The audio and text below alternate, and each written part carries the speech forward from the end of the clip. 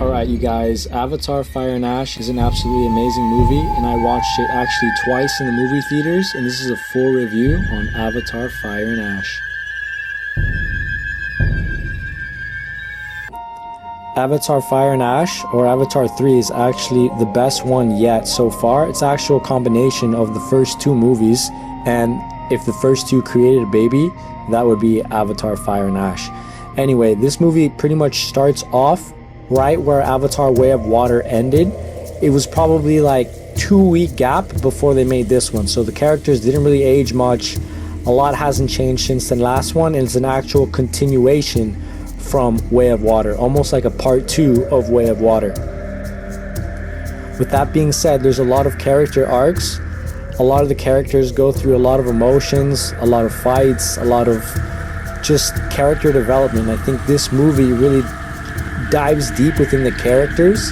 The last one, you really touch base on them, and then this movie really dives deep on each of the characters as far as Loak, Spider, Jake, and Neytiri. As far as visuals, it's absolutely amazing, very similar to Way of Water, very just nice scenery, beautiful technology, just really well done as far as the visuals in this movie. Another thing is that Way of Water 2 was paced a lot slower.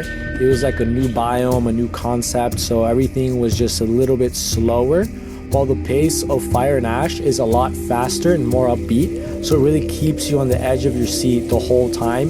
There's not really a lot of slow break times in between. It's just action after action after action, which is why I like the third one, because it really keeps you there.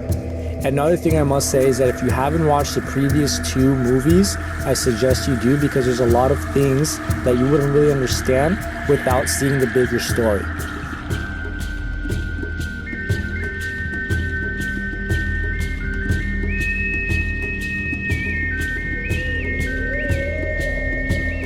This is the third movie and they're going to be making more, so it's very important that you catch everything right now moving forward, so I highly recommend watch the first two movies before walking into this one.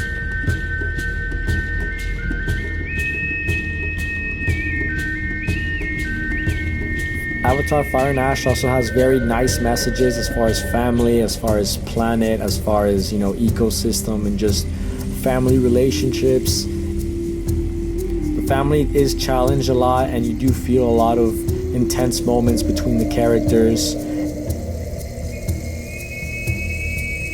And this movie also shows the bad side of Jake and how he can be a really strong and hard father on his kids, living up to his big name, Toruk Makto. So I feel like that's another big challenge that we see in this movie as well.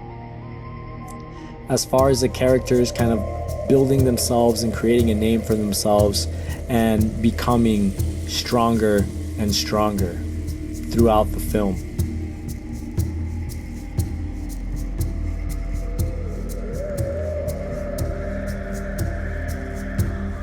Going back to the Sullys and the whole family dynamic really puts it into play and makes it a little bit more emotional, and splitting the whole movie into like 5 different parts and really keeps you on the edge of your seat once again. So that's a really nice thing they did this time, while on the last movie, Way of Water, it was more like back and forth from the family back to Miles and the whole thing.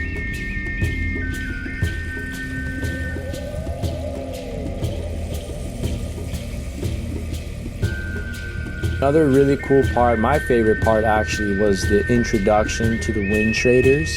And that whole part, Varong was absolutely amazing. Probably the first, if not second best. But the Wind Traders were just really refreshing, a really cool tribe, a really cool presence. And you could just see how fun they are, just swinging around almost like sky pirates, like air nomads, like Avatar The Last Airbender.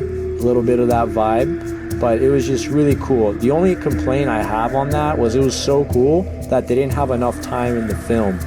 But again, they're going to make a lot of these, so this was just, planting seeds, touching base, and I'm sure we're going to see a lot more from the Wind Traders.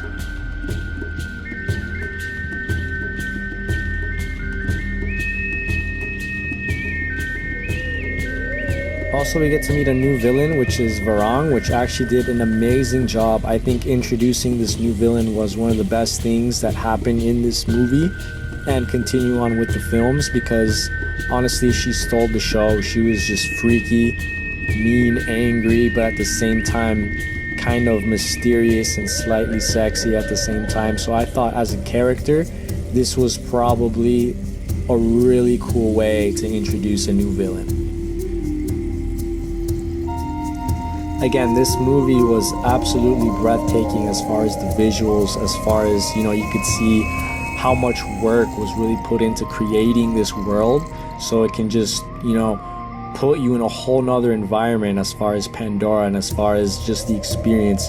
That's why with the 3D and now 4D experience is just, it really puts you there. It really puts you in this world and you become part of it. And I think not a lot of movies can really pull this off, and they did a really good job with this one. Again, I really loved how they had the whole fire and the whole thing with the fire and ash, but my only complaint was in Way of Water, they really created that biome. They really dived deep within the Metkayina clan, and you could see all of that really well as far as the connection and the houses and the way they live and the way they treat the people when they die and everything. So it was a whole culture that we were really part of with Way of Water, and it really immersed you within that new tribe, and I thought that was amazing. Like I said, this movie really, I learned a lot during the second watch and actually enjoyed it more because I was focusing less on the story and focusing more on the scenes and the characters, and really picked up a lot of little interesting things that you wouldn't have made that connection with on your first watch. Another thing that I really enjoyed was they really put everything into this movie, but the one thing that I think they should have put a little bit more effort to was actually the fire biome. So if we look at this movie and Way of Water and we compare it, you can see that Way of Water did a really good job with putting you in that space, and with the creation of the Tulkun and the connection that people had with the ocean and with these animals was really beautiful, and it really just put us there and made us feel like we were part of the Metkayina, and it was just a really nice overall experience to be a part of.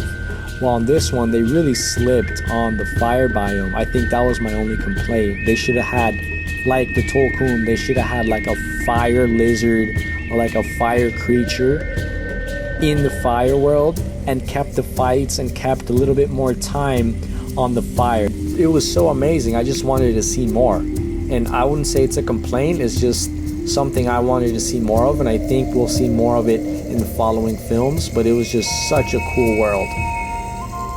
At the end of the day, I think Avatar Fire and Ash is an amazing movie. We have to stop comparing it to the others and just see it as it is, and to see it as a movie in its own is really amazing, and I just can't wait to see more, and this is honestly the best one out of the three.